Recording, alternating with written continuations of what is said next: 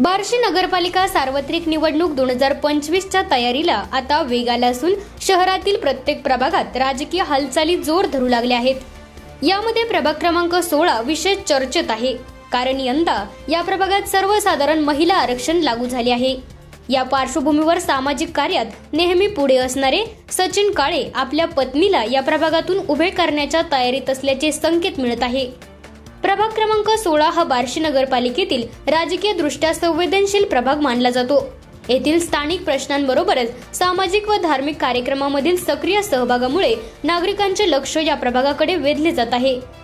सध्या बापू काळे व सचिन काळे हे दोघे भाऊ प्रभागातील रस्ते, पाणी पुरवठा, स्वच्छता, नागरिकांच्या अडचणी यांचा आढावा घेत असून मतदारांशी थेट संवाद साधत आहे.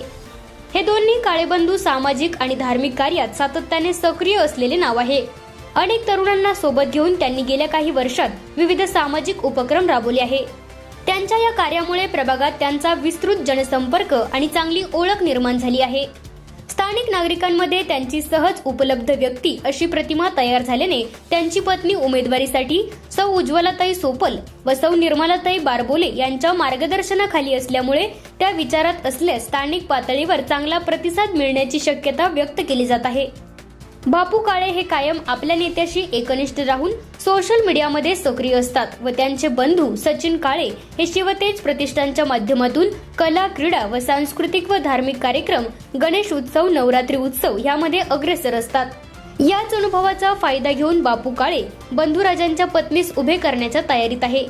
प्रभागातील नागरिकांशी संवाद साधताना मिळालेल्या माहितीनुसार स्थानिक पातळीवरील जनसंपर्क, कार्यकर्त्यांचा पाठिंबा आणि मराठा व इतर सर्व घटकांचा संगम झाल्यास प्रभाग क्रमांक 16 मध्ये काळे दाम्पत्य प्रभावी ठरण्याची शक्यता आहे. प्रभाग क्रमांक 16 मधील नागरिकांमध्ये सध्या निवडणुकीचे वातावरण हळूहळू तापत असून याकडे सर्वांचेच लक्ष लागले आहे.